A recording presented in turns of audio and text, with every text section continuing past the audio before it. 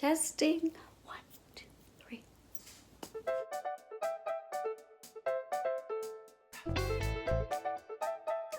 Implementing some of these tools in educational and consulting programs in a way that is digestible and understood by others. Process that you're going to focus on. I'm Patty Feeney, and I am your virtual coach. Learning how to be a part of a virtual meeting. Leadership development and engagement. To sustain the momentum and commitment from others. From the studio, live. 5, 4, 3, 2, 1.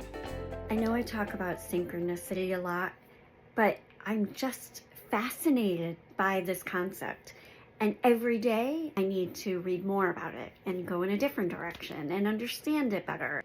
Today I'm looking at Wayne Dyer, The Power of Intention. He's talking about connectors, people who are attracting the things that they want to happen for them in a positive way.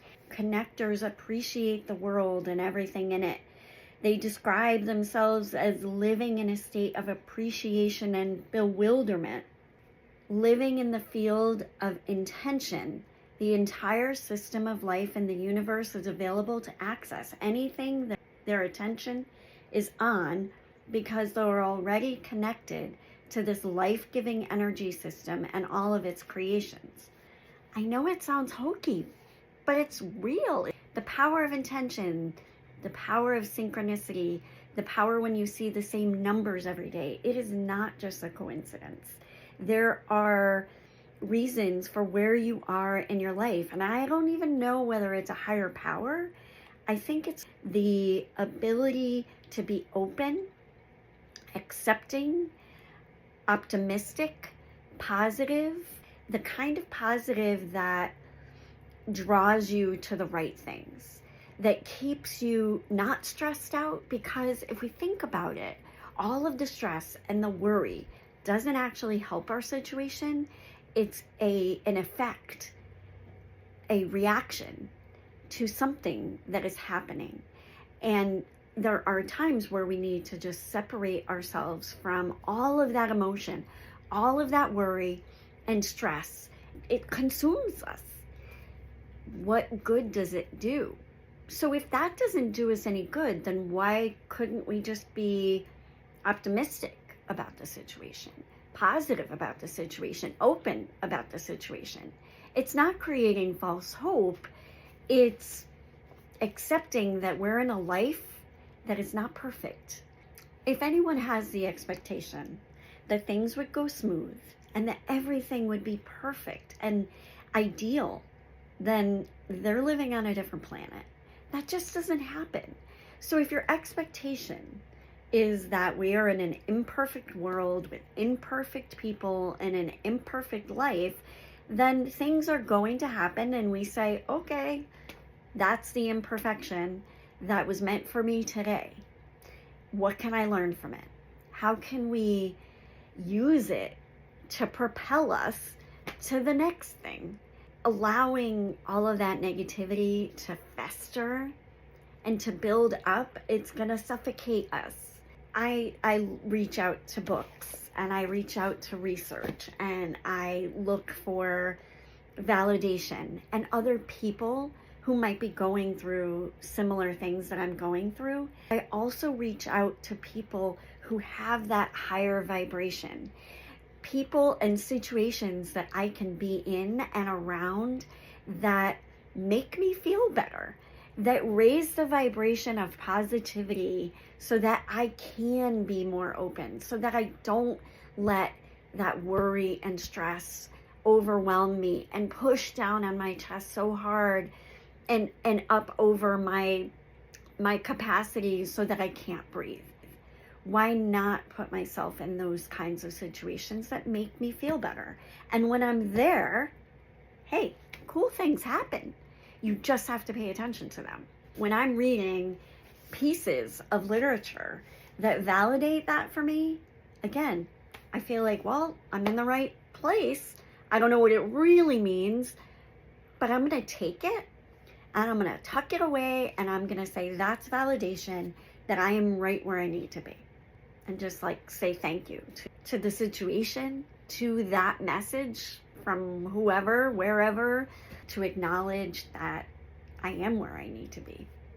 So Wayne Dyer says in this book, therefore, connectors aren't surprised when synchronicity or coincidence brings them the fruits of their intentions. They know in their hearts that those seemingly miraculous happenings were brought into their immediate life space because they were already connected to them. Ask connectors about it and they'll tell you. Of course, it's the law of attraction at work. Stay tuned vibrationally to the source of all life that intended you, and everyone else here, and all of the power that field of intention will cooperate with you to bring into your life what you desire.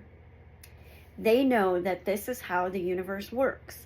Others may insist that connectors are just plain lucky, but the people who enjoy the power of intention know otherwise. They know that they can negotiate the presence of anything they place their intention on as long as they stay consistent with the 7 phases of intention. And he talks about the 7 phases of intention here. You know, it's not all woo-woo. It doesn't have to be like, oh, it doesn't have to be faith-based. It doesn't have to be, you know, I believe in universe. And it can be just what's within you. Where are you right now? Would you rather be stressed out and crying and upset? Or would you rather be open and free, looking at what the next step is, who the next person is that you're going to meet, and what the research says? What are the facts? Where's the data? Go look for the facts. It doesn't have to be, you know, faith-based and something that you can't feel and touch. You can go look for data of wherever you are in your life. If you lost your job, if you are having conflict with a colleague, if you're really nervous about that presentation you have to do this week, you're nervous about standing in front of people, never mind the content. You know, whatever it is you have going on in your life, personally or professionally, be open to whatever that challenge is trying to teach you. Just a message to say, you got this. You are where you need to be. So I was driving to work the other morning and was listening to an Audible book when the author said, I didn't know if I should send it or not. Then thought, yes, send it. And so I did. It brought me back to the time when the boys were in the back seat of the rental car as the 3 of us drove to my mother's. We were all hungry and punchy. The boys were giggling in the back seat like they were doing something they shouldn't be. They kept saying, send it. Repeatedly asking them, what are you talking about? Send what? What does that mean? I got so frustrated, I almost pulled the car over because they refused to tell me. When we finally got to the sandwich shop to grab something to bring to my mom's, I said, what are you guys talking about? They said, Mom, it's just a joke. It doesn't mean anything. But you got so mad, it was funny. As these thoughts made me giggle out loud as I barreled down the highway, a little green car zipped past me in the left-hand lane. The back windshield displayed in big, bold white letters spelling out, send it. Last one. I was writing big chunks of my book and organizing them more regularly as I have been in the past few months. During the day, I sent along a note to my writing coach. Take a read of this chunk of writing. That night, my husband and I were watching an episode of Ted Lasso. That night was the episode when Ted had a panic attack in the karaoke club. My husband and I were getting ready for bed that night. I was perusing my email inbox and saw that my writing coach had responded. This was what she wrote. The panic attack section was especially well written. All of the details made me feel like I was there with you. And then to realize, like you, that it was indeed a panic attack and why you had a panic attack. Well written. I had no recollection that I even had sent her anything about the panic attack. Obviously, these coincidences, these synchronicity events, there's no big message there. It's not like, oh my God, I need to write a book just about panic attacks, or I have to send something. I don't know what I have to send, but I have to send it. And then racking my brain and making myself crazy about exactly what the message means. That's why I document them. I hold on to them in my electronic journal and I say, maybe it means something, but for right now, I'm just going to be okay with this confirmation, this validation that I'm where I need to be. You're listening to this. You are where you need to be right now, and you needed to hear this. Have a great day. Thank you for listening, and I'll see you next time.